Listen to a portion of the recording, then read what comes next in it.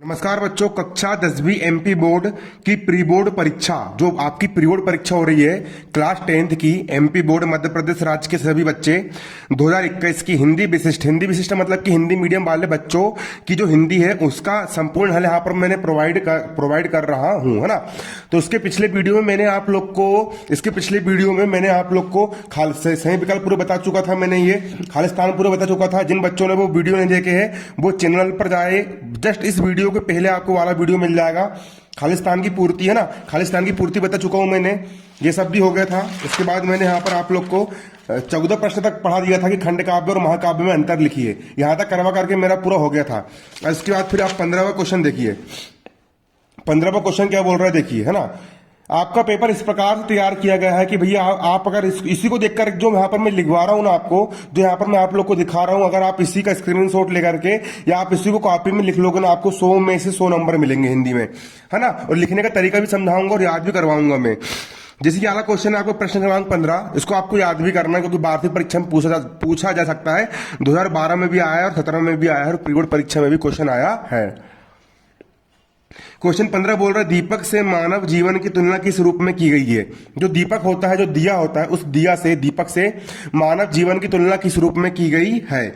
दीपक से मानव जीवन की तुलना किस रूप में की गई है। उत्तर देखिए, दीपक से मानव जीवन की तुलना इस प्रकार की गई है जैसे दीपक को बनाने से पूर्व कुम्हार मिट्टी को कूटता है। जैसे भी ये दिया को बनाने से पहले कुम्हार जो होता है वो मिट्टी को क्या करता है, कूटता है और कंकड़ पत्थर निकालकर उसे साफ सुथरा करके पैरों से रौंद कर मिट्टी को गूंथ कर लौंदे का रूप देकर चाक पर रख देता है। मिट्टी से दीपक बनने पर उसे धूप में सुखाता है और आग में तपाता है और दीपक की आकृति प्रदान करता है। इतनी प्रोसेस होती है भैया दीपक को बनाने की, है ना। दीपक की भांति मानव को भी संघर्ष का सामना करना चाहिए। यानी कि जो इंसान अपने जीवन में मेहनत करता है, तपता है, वो जीवन में आगे निकल जाता है और जो मेहनत नहीं करता है वो पीछे रह जाता है। कि इन संघर्षों के उपरांत व्यक्ति को जीवन में नया प्रकाश मिलेगा। जिस प्रकार दीपक का प्रकाश चारों ओर फैलता है उसी प्रकार मनुष्य भी अपने सत्कर्मों के प्रकाश से इस संसार को प्रकाशित करेगा। मनुष्य भी अपने सत्कर्मों को प्रकाश से इस संसार को प्रकाशित करेगा। आप देख सकते हो उसका यहाँ पर ये उत्तर है। कहने का मतलब यहाँ पर यह है कि जिस प्रकार एक दीपक होता है उसको भैया पहले गूंथा जाता है, उसका फिर लोंदा बनाया जाता है, फिर उसको सुखाया जाता है, फिर कूटा जाता है, उसके बाद फिर उसको भैया तपाया जाता है। उसी प्रकार इंसान को भी अपने जीवन में संघर्ष मेहनत करना चाहिए, तपना चाहिए, तब जाकर के वो हीरा बनकर के चमकेगा। प्रश्न क्रमांक 16 यहाँ पर आप देख सकते हो क्या बोल रहा है, वाक्य परिवर्तन करो। वाक्य परिवर्तन करो। पहला, वह परीक्षा में उत्तीर्ण होगा, इसको प्रश्नवाचक बनाना है। प्रश्नवाचक का मतलब होता है क्वेश्चन वाला वाक्य बनाना है। तो क्या वह परीक्षा में उत्तीर्ण होगा, यहाँ पर क्या लगा देना है और लास्ट में आपको प्रश्नवाचक चिन्ह लगा देना है, क्वेश्चन मार्क लगा देना है। क्या वह परीक्षा में उत्तीर्ण होगा, ये बन गया आपका प्रश्नवाचक चिन्ह। तुम देश की सेवा करते, उसको आज्ञावाचक बनाना। हम किसी को आज्ञा दे रहे हैं, तुम देश की सेवा करो। यहां पर मैंने आज्ञा दिया हूं, तुम देश की सेवा करो, तुम देश की सेवा करो। यहां पर हमने आज्ञा दी है इसलिए इसको हम आज्ञावाचक वाक्य बोलेंगे। प्रश्न क्रमांक 17 यहां पर देख लीजिए क्या बोल रहा है। प्रश्न क्रमांक 17 यहां पर बोल रहा है, प्रश्न क्रमांक 17 का अथवा वाला करवाया मैंने यहाँ पर आपको। प्रश्न क्रमांक 17 का अथवा क्वेश्चन यहाँ पर बोल रहा है, यक्ष के संसार के सबसे बड़े आश्चर्य संबंधी प्रश्न पर युधिष्ठिर ने क्या कहा। यक्ष के संसार के सबसे बड़े आश्चर्य संबंधी प्रश्न पर, यक्ष का जो संसार का सबसे बड़ा आश्चर्य क्या है वो वाले प्रश्न पर युधिष्ठिर ने क्या कहा। जो युधिष्ठिर था उस युधिष्ठिर ने क्या कहा, तो देखिए उत्तर, यक्ष के संसार के सबसे बड़े आश्चर्य संबंधी प्रश्न पर युधिष्ठिर ने उत्तर दिया कि प्रतिदिन आंखों के समक्ष न जाने कितने प्राणियों को मौत के मुंह में जाते देखकर, अपन देखते हैं अपने आसपास के कितने लोग मौत के मुंह में जा रहा मर रहा है, भी बचे हुए प्राणी इस बात की इच्छा रखते हैं कि हम अमर रहे। यह कितने आश्चर्य की बात है। कोई भी इंसान ये नहीं सोचता कि मेरी मौत आए, हर इंसान सोचता कि मैं कैसा रहूं, अमर रहूं, जबकि एक अटल सत्य है मृत्यु, है ना। तो भैया सबसे बड़ा आश्चर्य है, यही सबसे बड़े आश्चर्य की क्या है बात है। यक्ष के संसार के सबसे बड़े आश्चर्य संबंधी प्रश्न पर युधिष्ठिर ने उत्तर दिया कि प्रतिदिन आंखों के समक्ष न जाने कितने प्राणियों को मौत के मुंह में जाते देखकर भी बचे हुए प्राणी इस बात की इच्छा रखते हैं कि हम अमर रहे। ये कितने आश्चर्य की बात है। आप देख सकते हो अगला प्रश्न क्रमांक 18 प्रश्न यहाँ पर क्या बोल रहा है, निम्नलिखित का संधि विच्छेद कर संधि का नाम लिखिए। संधि को विच्छेद करना है, दो भागों में तोड़ना है और संधि का नाम लिखना है। सदाचार सत धन आचार बराबर होता है सदाचार, इसमें व्यंजन संधि होती है। अगला जगदीश, जगदीश में आएगा आपका जगत धन ईस बराबर होगा जगदीश, इसमें व्यंजन संधि है। अगला विद्यालय, विद्या धन आलय बराबर विद्यालय, इसमें दीर्घ स्वर संधि है। अब अगला प्रश्न क्रमांक 19 का अथवा उत्तर। प्रश्न क्रमांक 19 का अथवा, वीर रस की परिभाषा एवं उदाहरण लिखिए। वीर रस, वीर रस की परिभाषा लिखना है एवं उसको उदाहरण भी लिखना है। किसकी? वीर रस की। वीर रस की परिभाषा एवं उदाहरण लिखिए। उत्तर, वीर रस, वीर रस की परिभाषा क्या है? जब सहृदय के हृदय में स्थित उत्साह नामक स्थायी भाव का विभाव, अनुभाव एवं संचारी भाव के साथ संयोग होता है तो वहां पर वीर रस की निष्पत्ति होती है। यहां पर देखिए परिभाषा हर रस में काम हो जाएगी, आपको इसको लिख करके रख लो। अगर शोक रस की बोलेगा तो शोक रस का स्थायी भाव क्या होता है? वो करुण रस का बोलेगा तो करुण रस का स्थायी भाव होता है शोक, तो लिख देना जब सहृदय के हृदय में स्थित शोक नामक स्थायी भाव का। अगर हास्य रस की परिभाषा लिखने के लिए आई तो यहाँ पर लिख देना जब सहृदय के हृदय में स्थित हास्य नामक स्थायी भाव का विभाव। लेकिन यहाँ पर वीर रस की परिभाषा पूछा है तो यहाँ पर आप लिखोगे जब सहृदय के हृदय में स्थित उत्साह नामक स्थायी भाव का विभाव, अनुभाव एवं संचारी भाव के साथ संयोग होता है तो वहां पर वीर रस की निष्पत्ति होती है। वहां पर कौन सा रस होता है? वहां पर वीर रस की निष्पत्ति होती है। अब वीर रस का उदाहरण यहां पर आप देख सकते हो। वीर रस का उदाहरण क्या है? वीर रस का उदाहरण यहां पर आपका है, सिंहासन, सिंहासन हिल उठे राजवंशों ने भ्रकुटी तानी थी। सिंहासन हिल उठे राजवंशों ने भ्रकुटी तानी थी। बूढ़े भारत में भी आई फिर से नई जवानी थी। चमक उठी सन 57 की बह तलवार पुरानी थी। बुंदेले हरबोलों के मुंह हमने सुनी कहानी थी। खूब लड़ी मर्दानी बह तो झांसी वाली रानी थी। अब प्रश्न क्रमांक 20, प्रश्न क्रमांक 20 का अथवा क्वेश्चन क्या बोल रहा है आप देख सकते हो।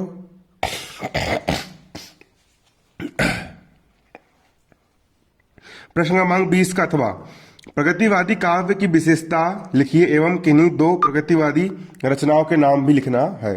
प्रगतिवादी काव्य की विशेषता लिखना है तो उत्तर देखिए, प्रगतिवादी काव्य की विशेषताएं निम्नलिखित है। प्रगतिवादी काव्य की विशेषताएं निम्नलिखित है। पहला शोषितों से सहानुभूति।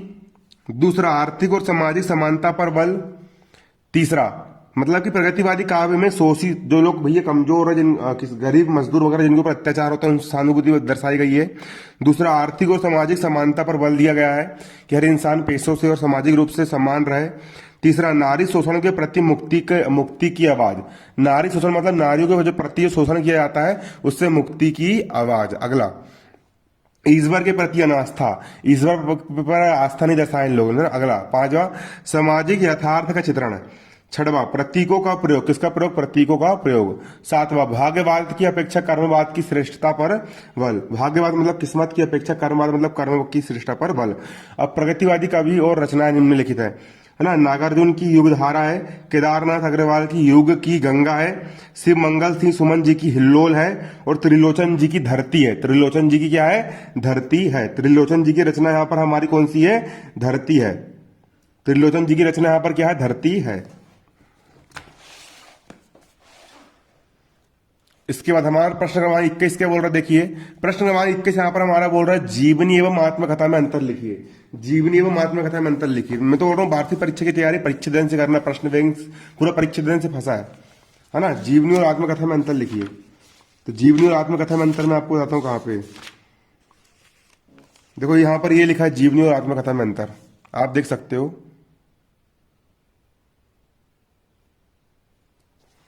यह जीवनी आत्मकथा में अंतर। आत्मकथा और जीवनी में अंतर बताइए, परीक्षा दिन से बता रहा हूं मैं। आत्मकथा और जीवनी में अंतर निम्नलिखित है। इसका आंसर देखिए, आत्मकथा और जीवनी में अंतर निम्नलिखित है। पहला, आत्मकथा में लेखक अपने ही जीवन वृत्त को स्वयं लिखता है। आत्मकथा को कौन लिखता है? जो लेखक होता है वो खुद अपने जीवन के बारे में लिखता है।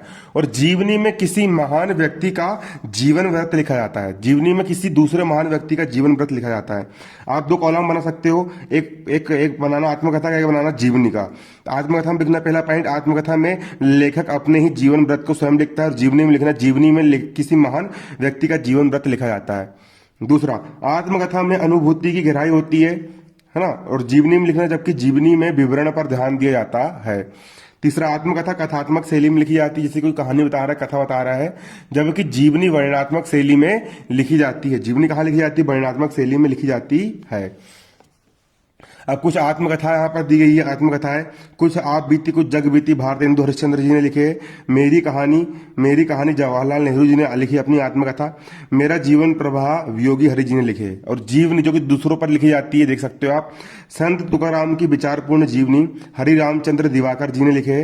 अवारा मसीहा विष्णु प्रभाकर जी ने लिखे है। कलम का सिपाही अमृत राय जी द्वारा लिखी गई है। कलम का सिपाही किसके द्वारा लिखी गई है? अमृत राय जी द्वारा लिखी गई है। अगला क्वेश्चन देखिए, अगला क्वेश्चन है प्रश्न क्रमांक 22, यहां पर आप देख सकते हो। प्रश्न क्रमांक 22 यहां पर क्या बोल रहा है? तुलसीदास जी की काव्यगत विशेषताएं लिखिए। प्रश्न क्रमांक 22 बोल रहा है तुलसीदास जी की काव्यगत विशेषताएं लिखिए।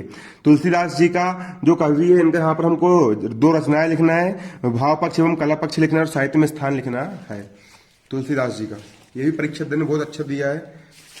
मैं आप लोग को प्रश्न बैंक से इसलिए बता रहा हूँ, प्रश्न बैंक में बहुत छोटा छोटा दिया है, उससे याद करोगे तो उतना नंबर नहीं मिलेंगे। बड़ा बड़ा लिख करके आओ ना, छोटे छोटे की लिख करके आ रहे हो जब है मटेरियल तो।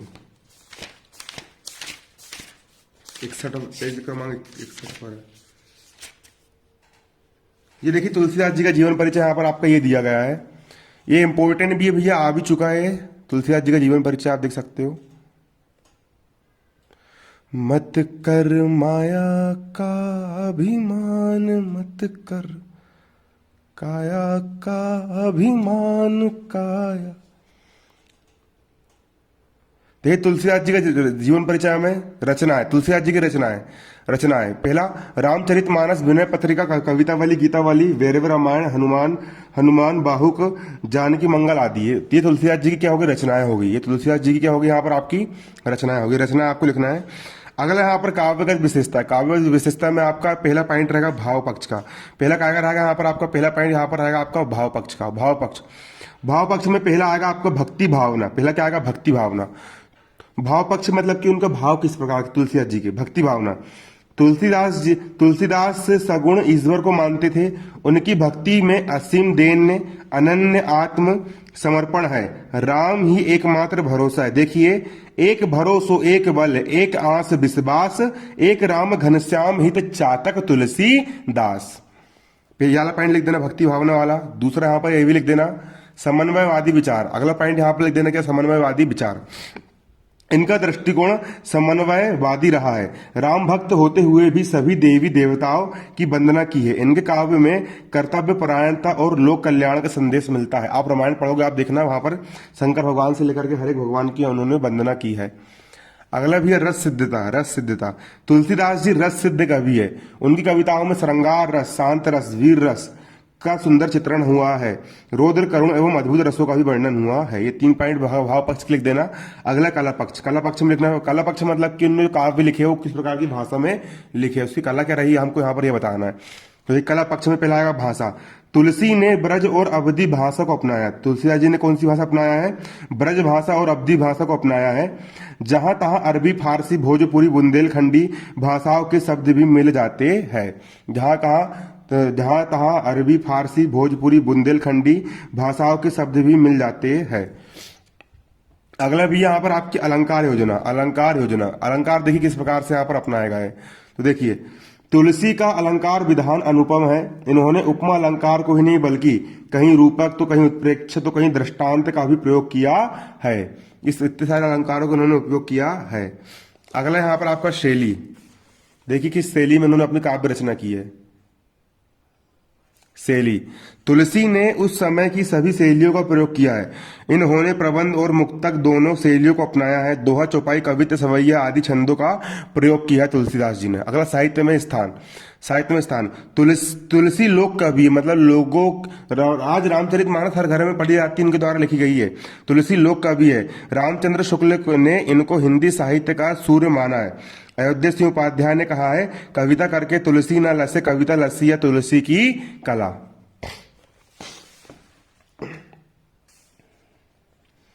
अगला यहां पर आप देख सकते हो, अगला क्वेश्चन यहां पर क्या है?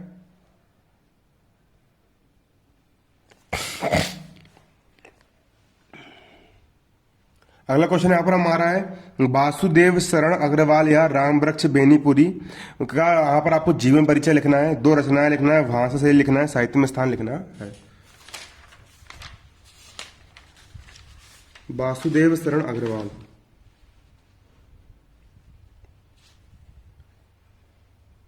अपन राम वृक्ष बेनीपुरी जी का लिखेंगे, है ना, राम वृक्ष बेनीपुरी जी, राम वृक्ष बेनीपुरी जी, है ना, प्रश्न क्रमांक 23 का उत्तर राम वृक्ष बेनीपुरी जी। ये राम वृक्ष बेनीपुरी जी का जीवन परिचय।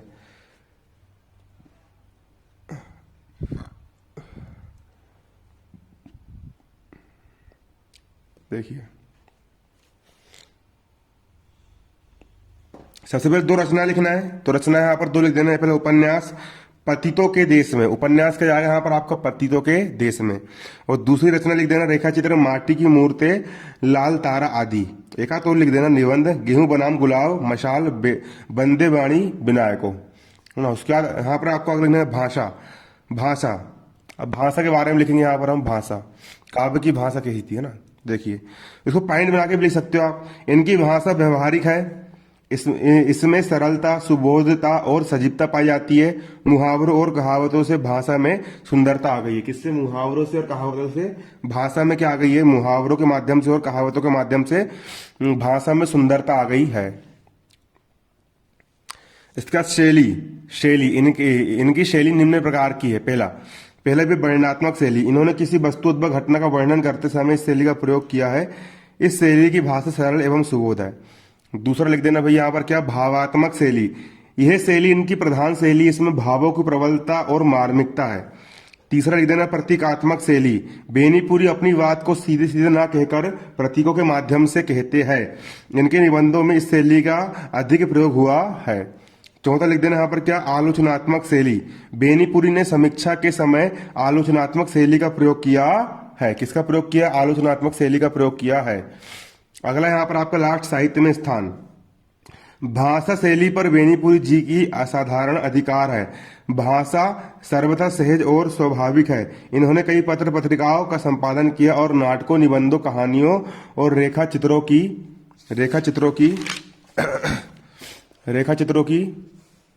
रचना करके हिंदी साहित्य के भंडार की वृद्धि की। एक देशभक्त और साहित्यकार के रूप में बेनीपुरी का नाम हिंदी साहित्य में अमर रहेगा।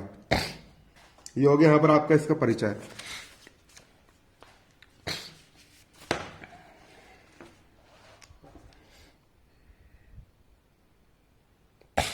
अब प्रश्न क्रमांक 24 क्या बोल रहा है? देखिए प्रश्न क्रमांक 24 बोल रहा है निम्नलिखित में से किसी एक पद्यांश की संदर्भ प्रसंग की व्याख्या लिखिए। तो इसको जो पहला वाला है, बेर फुट ही डेडेडेडेडेस के फांस, ये वाला यहाँ पर मैं आप लोगों को करवाऊंगा। ये गिरधर की कुंडली से लिया गया है यारा।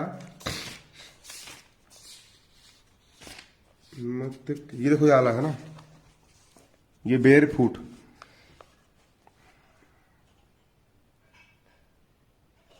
जूम क्यों नहीं हो रहा भाई? देखिए ये है ना, बेर फूट ही सो भयो सब भारत के को नाश, तबहु न छाड़त या ही सब बदे मोह के फास। इसका संदर्भ क्या लिखना है? संदर्भ यहाँ पर आपका ये आएगा, ये वाला संदर्भ लिखना है। प्रस्तुत पद्यांश भारतेंदु हरिश्चंद्र द्वारा रचित नीति अष्टक के शीर्षक से लिया गया है। इसके रचिता कौन है? भारतेंदु हरिश्चंद्र जी है। प्रस्तुत पद्यांश भारतेंदु हरिश्चंद्र द्वारा रचित नीति अष्टक शीर्षक से ली गई है। अब प्रसंग क्या आएगा यहाँ पर? प्रसंग आएगा, इस छंद में कवि ने भारतीयों से आपसी बैर भावना को छोड़ने का उपदेश दिया कि तुम लोग आपस में लड़ाई मत करो, दूसरों को जाके मारो, खुद मत लड़ो आपस में। व्याख्या यहाँ पर क्या है? कविवर भारतेंदु कहते हैं कि भारत का पूरी तरह से नाश आपसी फूट के कारण ही हुआ है।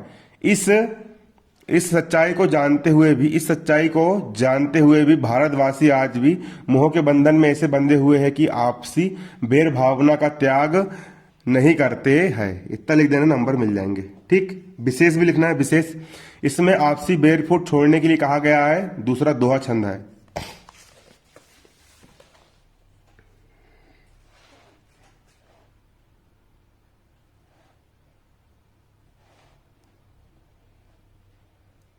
जहां पर देखिए प्रश्न क्रमांक 25 क्या बोल रहा है? निम्नलिखित में से किसी एक गद्यांश की व्याख्या संदर्भ प्रसंग अर्थ से लिखना है। पहला वाला बोल रहा है हमारे देश को डेडेडेडेडेस भावना को ही। पूरा परीक्षा दिन से पेपर आया बच्चों।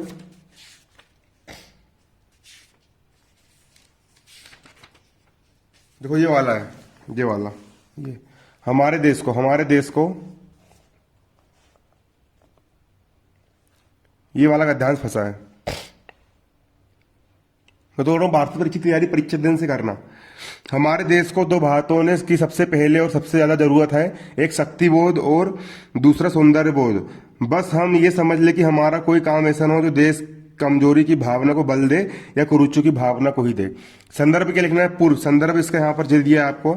संदर्भ देखो, प्रस्तुत गद्यांश मैं और मेरा देश नामक निबंध से लिया गया है। इसके लेखक कन्हैयालाल मिश्र प्रभाकर जी है ना। प्रस्तुत गद्यांश मैं और मेरा देश नामक निबंध से लिया गया है। इसके लेखक कन्हैयालाल मिश्र प्रभाकर जी है।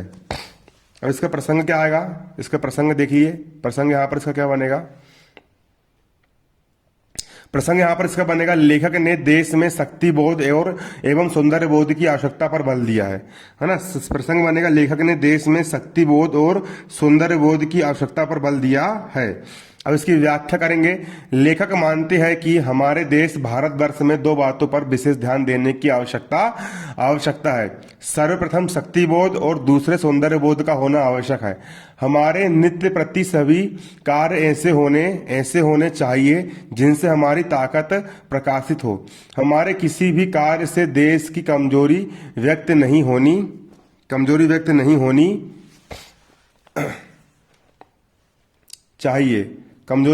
होनी चाहिए। हमारी सुरुचि का विकास होना चाहिए, ना कि कुरुचि का, है ना। कमजोरी की भावना अथवा कुरुचि की वृत्ति देश के लिए घातक है। इसमें विशेष भी लिख देना। यहाँ शक्ति बोध तथा सौंदर्य बोध को महत्वपूर्ण बताया गया है। व्यक्ति को हीनता तथा कुरुचि से बचना चाहिए। सरल सुबोध भाषा शैली में विषय को समझाया गया है। इतना यहाँ पर आपको लिखना था, जाकर के आपको पूरे नंबर मिलेंगे।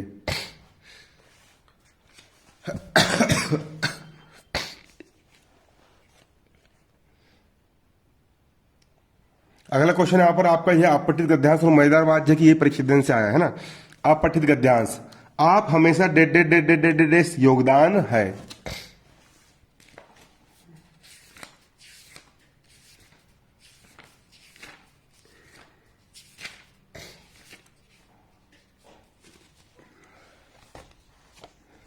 देखिए ये वाला अपठित गद्यांश यहाँ पर फंसा है।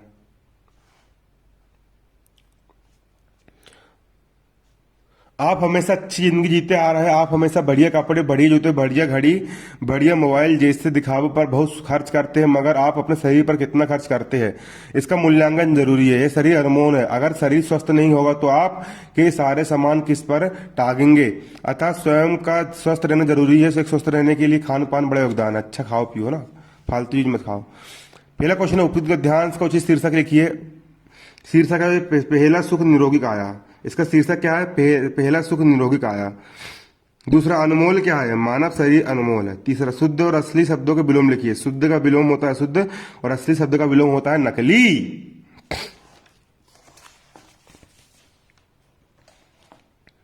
अगला क्वेश्चन देख सकते हो आप।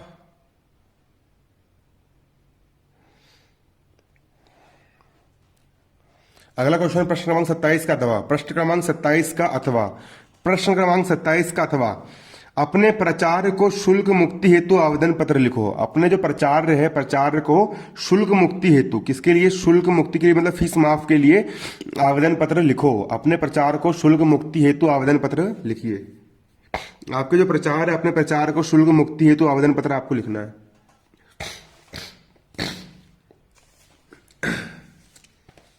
तो देखिए भैया, इसको पत्र हमेशा नए पेज से लिखते हैं। इसको नए पेज से लिखना। प्रश्न क्रमांक 27 का अथवा उत्तर डाल के लिखना। नए पेज से लिखना। कहां से लिखना? नए पेज से लिखना। नए पेज से लिखना। और जिस सिस्टम से यहां पर गाइड में लिखा है उसी सिस्टम से लिखना है।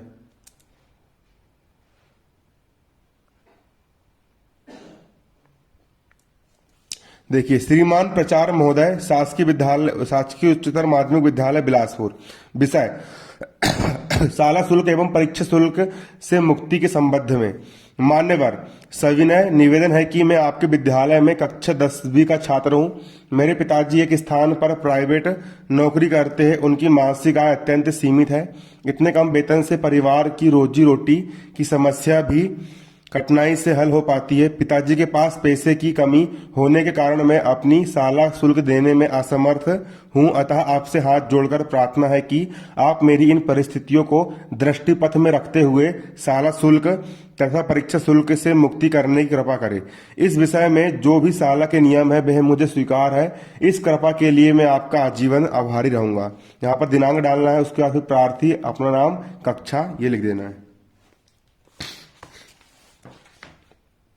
इसके बाद यहाँ पर अगला आपका लास्ट क्वेश्चन बचा 28वां प्रश्न। यहाँ पर क्या बोल रहा है देखिए, प्रश्न क्रमांक 28 का आ है ना, आ यहाँ पर निबंध लिखने के लिए बोल रहा है 250 शब्दों में, मतलब कि 2-3-4 पेज में।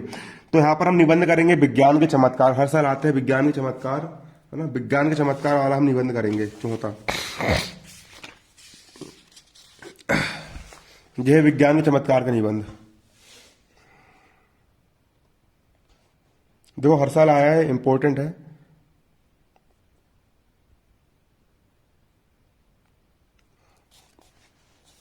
विज्ञान के चमत्कार। सबसे पहले यहां पर आप देखोगे रूपरेखा। रूपरेखा, प्रस्तावना विज्ञान वरदान के रूप में, विज्ञान पहला प्रस्तावना, रूपरेखा डालना पहली रीडिंग, पहला प्रस्तावना, दूसरा विज्ञान वरदान के रूप में, तीसरा विज्ञान अभिशाप के रूप में, चौथा उपसंहार। पहला प्रस्तावना, आज हम विज्ञान के युग में सांस ले रहे हैं। आज विज्ञान ने मानव जीवन में के प्रत्येक पहलू को प्रभावित किया है। यदि हमारे पूर्वज अपनी कब्रों से उठकर आज की दुनिया देखें तो उन्हें अपनी आंखों पर यह विश्वास नहीं होगा कि हम कभी इस दुनिया में निवास करते थे।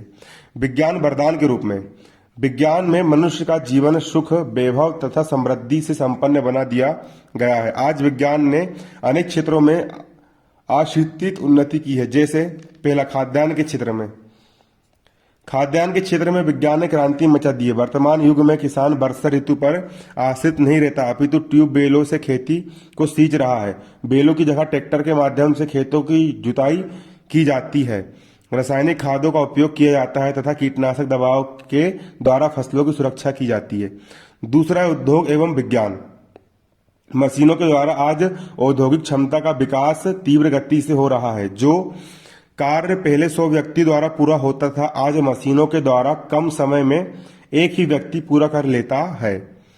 तीसरा, शिक्षा के क्षेत्र में, वर्तमान समय में टीवी, रेडियो तथा कंप्यूटरों के माध्यम से शिक्षा दी जा रही है ना, जैसे कि मैं भी आपको शिक्षा दे रहा हूँ कंप्यूटर के माध्यम से ना। चित्रपट पर प्रदर्शित राजनीतिक वार्ता, प्राकृतिक दृश्य तथा शैक्षिक कार्यक्रम शिक्षा के क्षेत्र में उपयोगी सिद्ध हो रहे हैं।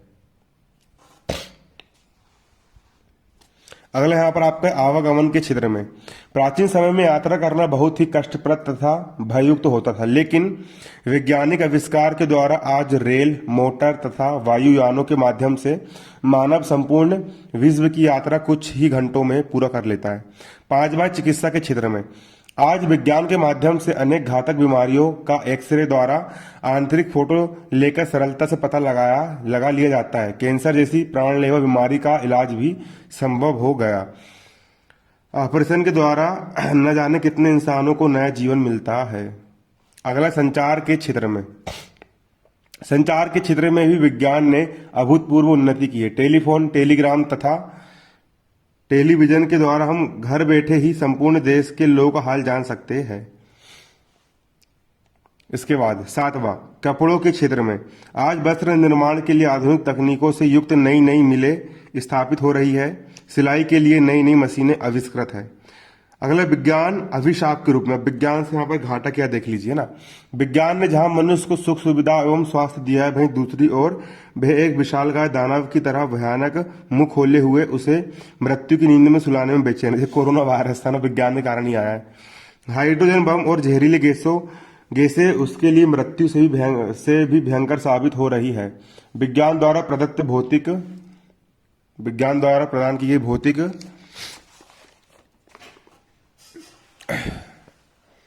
भौतिक साधनों से मनुष्य आलसी हो गया। अभी गाड़ी मोटर चलाएगा तो भैया वो पैदल चलना छोड़ दिया उसने, बीमारी लग रही शरीर में और शरीर कमजोर हो गया है। विज्ञान ने वातावरण को अति दूषित कर दिया है और प्रकृति की संरचना से खिलवाड़ किया है। उपसंहार, विज्ञान स्वयं में शक्ति नहीं है, वह मनुष्यों से हाथ के हाथ में आकर ही शक्तिशाली बना है। उसका शुभ और अशुभ प्रयोग मनुष्य के हाथ में है। ईश्वर मनुष्य को ऐसी बुद्धि दे कि वह मनुष्य के संहार के लिए इसका प्रयोग ना करे। ये विज्ञान चमत्कार निबंध आपका होगा खत्म। ये 7 नंबर मिलेंगे निबंध में, है ना। अगला यहाँ पर आपका 2 नंबर है कंप्यूटर शिक्षा। कंप्यूटर शिक्षा में भी यहाँ पर आपको निबंध लिखना है। कंप्यूटर शिक्षा, यहाँ पर आपको रूपरेखा बस लिखना है कंप्यूटर शिक्षा की, तो इसकी रूपरेखा आपको लिख लेना, 3 नंबर आपको मिल जाएंगे। रूपरेखा, प्रस्तावना, कंप्यूटर क्या है, कंप्यूटर का विकास एवं इतिहास, कंप्यूटर के विविध उपयोग, उपसंहार। यहाँ से लेके आपको इतना लिख लेना, 3 नंबर मिल जाएंगे। आपका हिंदी का पेपर हो गया, 100 में 100 नंबर मिल जाएंगे। देखिए बच्चों, हो सकता है कि बात यहाँ पर ऐसी कि मान के चलो कि आप पेपर दे रहे हो और पेपर में भी आपको नकल मिल रही है, और एक बच्चा ऐसा है कि जो क्लास में हर साल फर्स्ट आता है, तो आप उसकी नकल चोर के लिखोगे कि फिर फिलक्कड़ की नकल चोर के लिखोगे। यूट्यूब पर जितने भी लोग पढ़ा रहे हैं उन लोग गलत कुछ भी उत्तर डाल रहा है, आप लोग उनको देख करके लिखोगे ना, 50-60% नंबर बस मिल पाएंगे। लेकिन अगर जो मैं बता रहा हूँ, अगर आप मेरा वाला देख करके लिखोगे, है ना, मैं बड़ा बड़ा लिखवाऊंगा, उसमें आपको 100 में 100 नंबर मिलेंगे। इसलिए भले अगर मेरा कुछ विषय का सोल्यूशन अगर थोड़ा लेट भी आता है तो आप इंतजार कीजिए और जो मैं डालता हूँ उसको देख करके लिखिए। मेरी भी गला खराब है, उसके बाद भी मैं यहाँ पर आप लोग के लिए बना रहा हूँ। इसलिए आप लोग से एक ही बात बोलूंगा कि अच्छे से लिखो, बिल्कुल सही तरीके से लिखो और तैयारी करो। धन्यवाद। जय हिंद, जय भारत।